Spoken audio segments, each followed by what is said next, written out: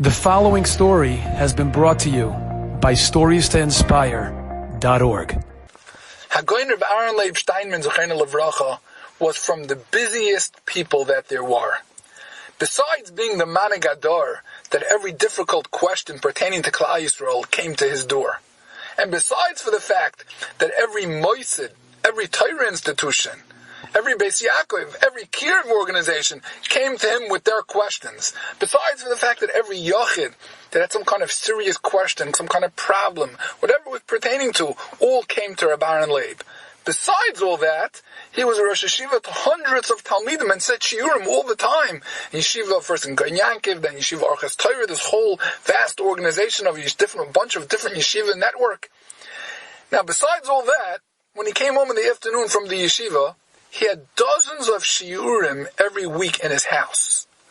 One in Seder Kachim, one in Seder Tyrus, one on Mishnah Brura. He had all different types of shiurim. It's a known fact that many different Rosh Yeshivas who wanted to come speak to him had to come chap him in between shiurim.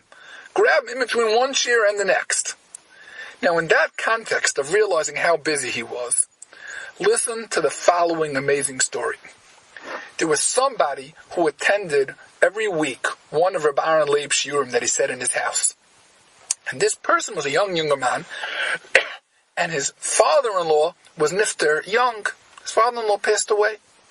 And after the next year that this son-in-law was by, Reb Aaron Leib asked him, how's your mother-in-law doing? How's she managing? How's everything in the house? He asked him a few questions about her. Okay, that's a very normal thing. Someone's father-in-law was just nifter. He asked him questions about it. He said, but this went on every week. He used to come to Reb Aaron Leib's shiur, and this was one of dozens of shiurim. And after every shiur, Reb Aaron Leib asked him very pointed questions, like he was holding with the family. How's your mother-in-law doing? How's your mother-in-law managing? How's this? This went on for 1 month, 2 months, 3 months, 4 months, half a year. So it struck him that, Reb Aaron Leib must have really known my father-in-law well. He must really know my mother-in-law. He has like a special concern with everything that's going on. How busy he is. It must be some kind of close connection here. So the next time, he mentioned to his mother-in-law, I didn't know that you or your husband had a real close connection with Reb Aaron Leib.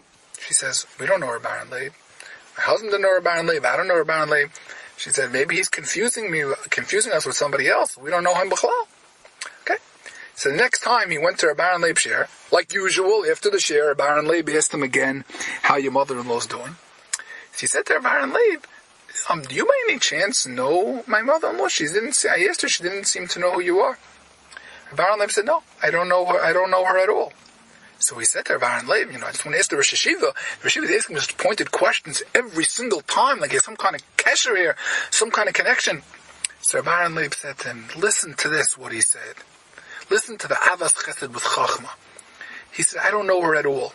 Do you know why I ask you about her after every single shiur and I go out of my way? People want to ask me kashas, and I'm calling you over to ask you about her. There's 2 reasons why I do that. Reason number 1, he said, is that a lady, it's important, a lady, she has a husband, she's used to the husband always asking questions, and there's someone that cares about her, someone that's making sure things are taken care of, inquiring about her welfare.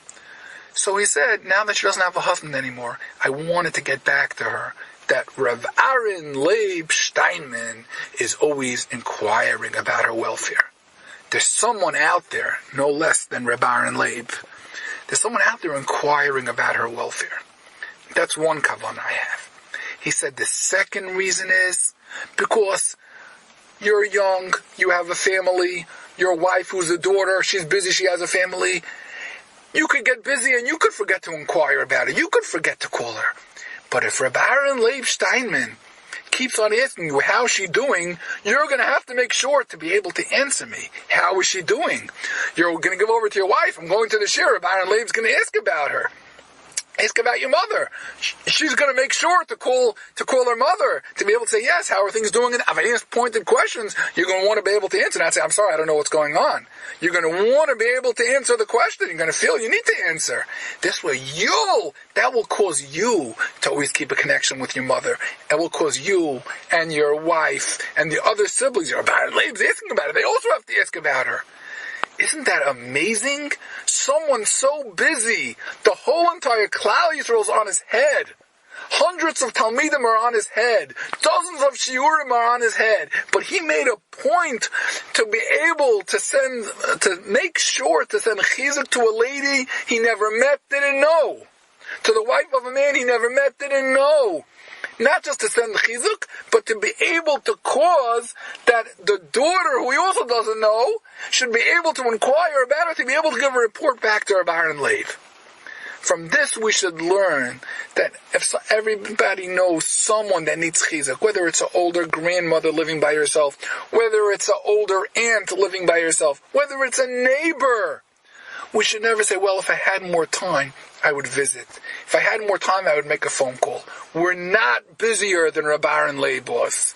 If he was able to find time in his busy schedule to go ahead and make a point at it after the share is over, and there's so many heavy pekuach nefashah shilas waiting for him, but he made sure to grab that younger man after every share in order to send the chizuk to that almana.